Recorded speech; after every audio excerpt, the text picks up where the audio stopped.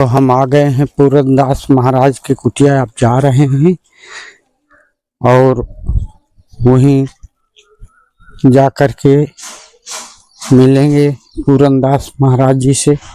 उनके लिए दूध लाए हैं, हम दूध भेंट करेंगे और कुछ बल्ब वगैरह हैं, बल्ब पे भेंट करेंगे। तो इसीलिए कुटिया जा रहे हैं हम महाराज जी की। चलो, कैसी रास्ता है महाराज जी के। इधर जीप नहीं जाती, पैदल जाना पड़ता है। इधर ये लट्ठा के पास से महाराज जी के कुटिया का रास्ता बताते हैं। ये है रास्ता। इधर अब हम महाराज जी की कुटिया पहुंच गए हैं, क्योंकि झंडा दिख रहा है महाराज जी के कुटिया का। महाराज जी आगे आगे जा रहे हैं, हम पीछे पीछे जा रहे हैं। देखो, ये महाराज जी की कुटिया है। ये जहाँ झंडा लगा है, ये झंडा ऊपर लगा है, तो महाराज जी की कुटिया हम प्रवेश कर रहे हैं। महाराज जी की कुटिया आ गए हैं। जय श्री राम। हाँ,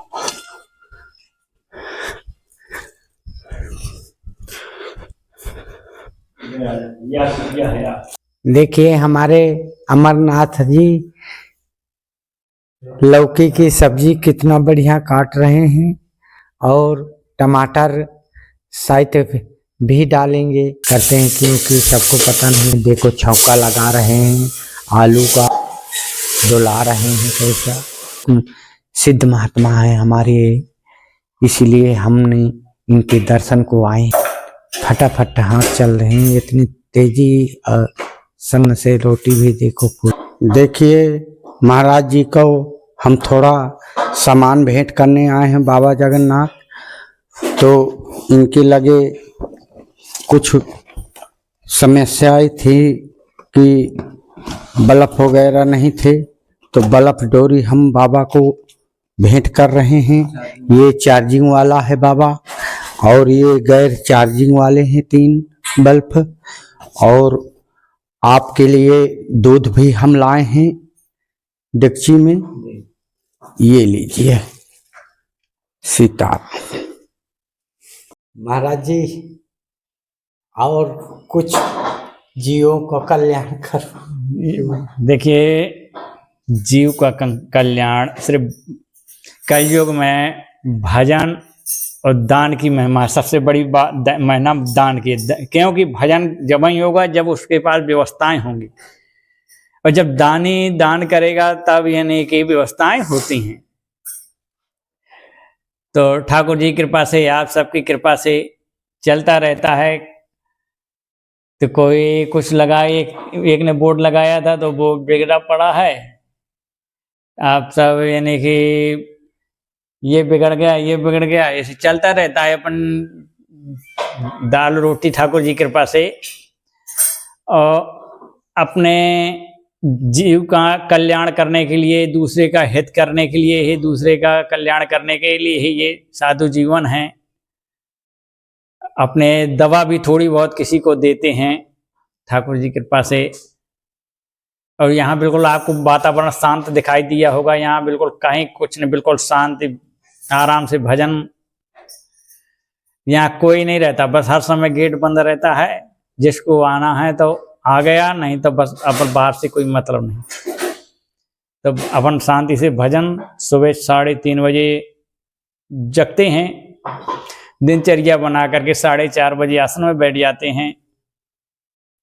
आसन वगैरह करके अपना प्राणायाम योग जो भी करना है सब करके अपना 5 बजे आसन में बैठ गए, 4:30 बजे 5 बजे।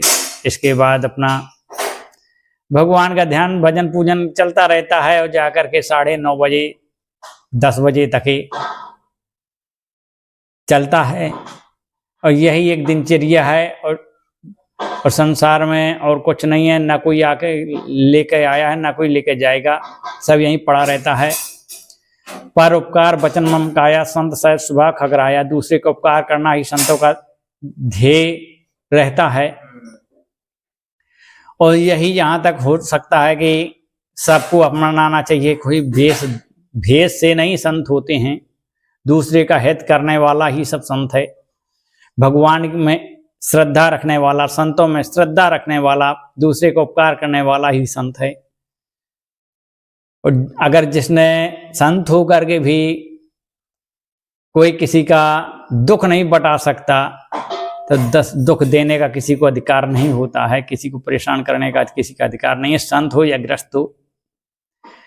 इसीलिए इस मार्ग में चलना सरल है और अति दुर्गम है, कठिन भी है। क्योंकि अगर सब सोच विचार करके चले तो बहुत सरल है कि बस किसी से ना किसी से लेना ना किसी से देना, अपन भजन करना, जो स्वेच्छा से आता रहे ठाकुर जी की कृपा से उसकी सेवा कर देना।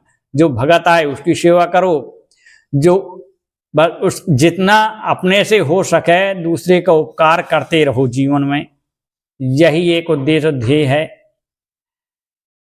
अभी अपने जंगल में अभी रहते रहे हैं, अभी थोड़ी एक कुटिया बना लिया है क्योंकि वहाँ बदमाश लगने लगे थे, सुना भी होगा कई बार, यानी कि कोटती रहूं वहाँ बदमाश उनका बहुत टंड हो रहा है, इसीलिए बदमाशों के फिर थोड़ी सी कुटिया बना ली अपन, और बंस बना करके अपना यहाँ निर्वाह। कोई कुछ आता है, कोई कुछ लगा देता है, कोई बल्ब लगा देता है, कोई पंखा लगा देता है, कोई कुछ अपना चलता रहता है ऐसे धीरे धीरे।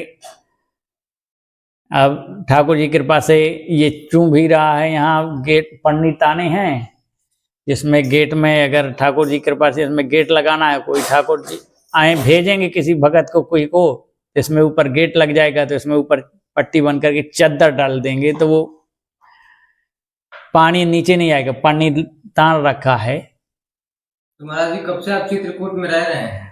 यहाँ हम आए थे 1994 में, और 20 साल हम जंगल में रहे। फिर इसके बाद भ्रमण में निकल गए, गोदावरी परिक्रमा किया, नर्मदा मैया परिक्रमा की 4, मानसरोवर गए, कैलाश गए, पूरा भारत भ्रमण किया है लगभग ठाकुर जी की कृपा से। और इसके बाद फिर अंत में अपना छोटी सी कुटिया बना करके यहाँ रहने लगे, अपना परिक्रमा करते हैं, भजन करते हैं। जो संतों ने बुलाया भंडारा अंडारा हुआ उसमें चले गए, जिसने बुलाया वहां चले गए, बकाया अपना कोई मतलब नहीं। यही दिनचर्या है हमारी सबकी, और यही सेवा होती रहे जब तक जीवन है,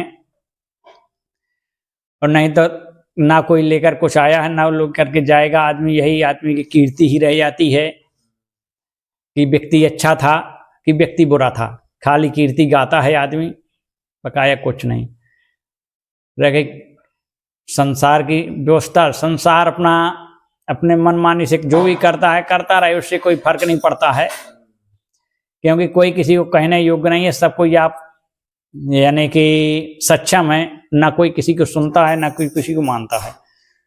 हाँ, सुनने वाला सुनता है, मानने वाला मानता है। जिसको परमात्मा की कृपा है, परमात्मा ने उसको प्रेरणा की कि नहीं ये उपदेश देने योग्य है, ये मार्गदर्शन करने योग्य है, उसको मार्गदर्शन करो, उसका कल्याण होगा और उसके परिवार का कल्याण होगा। और अगर यानी कि वो मार्ग से नहीं चलेगा, उस मार्ग से तो बताने वाला क्या करेगा। गुणों सत्व तत्व न सारु दुरावई आरत अधिकारी जहाँ पावई। गुण से गुण बात महात्मा नहीं छिपाते हैं, क्योंकि देखते हैं ये आरत माने दुखी, व्यक्ति दुखी है, और अधिकारी माने ये इस वस्तु का अधिकारी है, भाई इसको ये जरूरत है, इसको सहयोग करो। इसी प्रकार से जहां जरूरत है उसको वहां जरूरत में व्यवस्था सेवा कराना चाहिए। क्योंकि दुर्योधन के यहाँ 56 प्रकार के भोजन भगवान ने त्याग दिए थे, विदुर जी के यहाँ केला खाए थे। तो कहने का तात्पर्य, जब भगवान प्रेम के प्यासे हैं, परमात्मा प्रेम के प्यासे हैं, ईश्वर प्रेम के प्यासे हैं, नारायण कोई बता के नहीं आते। क्योंकि परमात्मा सब में देश काल देश विदेशों में ही कौसु कहाँ जहाँ प्रभु नाही, अग जग में प्रभु रहत विरागी, प्रेम ते प्रभु प्रगटे जी मागी। परमात्मा सब जगह वर्तमान में और हर समय विराजमान है और रहते हैं। क्योंकि परमात्मा कहीं ये नहीं है कि हम वहां जाएं वहां जाएं। अगर मन जहां ऋषियों ने तपस्या किया है, भजन किया है, वही तीर्थ बन गया है, वही तीर्थ बन गया है। और वही भजन करने से जहां हम अगर ग्रस्त भी है तो अगर भजन भगवान का वही घर में भी रह करके कर सके तो परमात्मा का भजन, दूसरे के प्रति श्रद्धा आस्था, दूसरे का हित, क्योंकि दान प्रगट धर्म के 4 पद है, कल में एक प्रधान, जैन किन विधि दान करे कल्याण। तो घर में रह करके अपना भजन, शास्त्रों का तो यहाँ तक निर्माण यानी कि वर्णन है कि अगर जो बहुत से साहूकार हैं जिनके पास धन है तो आज उसका ये है विधान कि उस संपत्ति के 4 हिस्सा करे, एक दान में लगा दे, एक बच्चों में लगा दे, एक हिस्सा, और एक अपनी तीर्थ यात्रा करने के लिए रखे, और एक वर्तमान इस प्रकार से रखे कि समय आने पर उसका सहयोग सके कर दिया किया जा सके।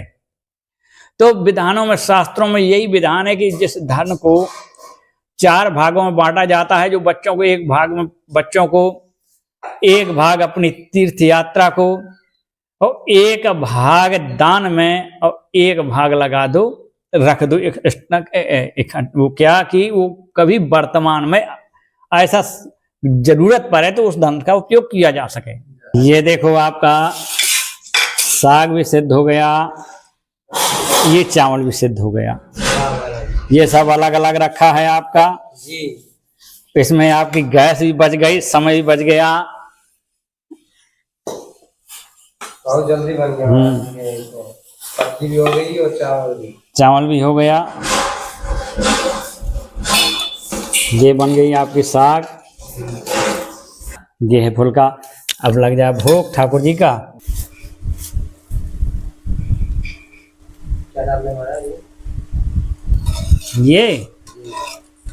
ये आपकी औषधियां हैं जी। अब फायदा होता है इससे देखो, इससे पहली बात भोजन आपका पाचन, दूसरी बात भूख बहुत लगेगी, तीसरी बात ज्यादा पा जाओगे तो पच जाएगा सब। ये आपने स्वयं से बनाया? स्वयं से बनाया है इसमें, और कोई मतलब वो वस्तु नहीं है कि इसमें नुकसान करे। ज्यादा भी पा जाओ, चाहे जितना पा जाओ, सूखा भी पा जाओ। देखिए ठाकुर जी को महाराज जी भोग लगा रहे हैं।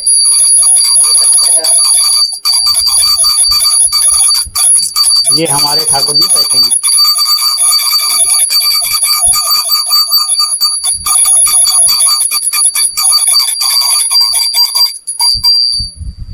महाराज जी हमारे देखो खाना की व्यवस्था कर रहे हैं, टाठी ले आए हैं, अब खाना ला रहे हैं। महाराज जी भगवान को भोग लगा के देखो बाल भोग प्रसाद भी ले आए हैं, रोटी लेके भी आ गए देखो बेली।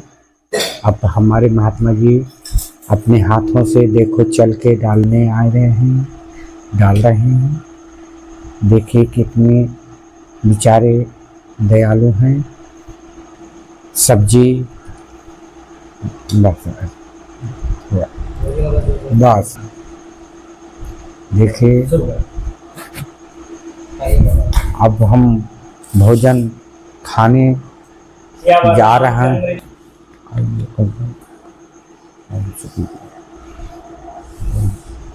अब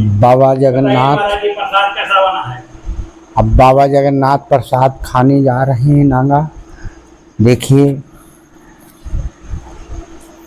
बहुत स्वादिष्ट सब्जी बनी है और बराबर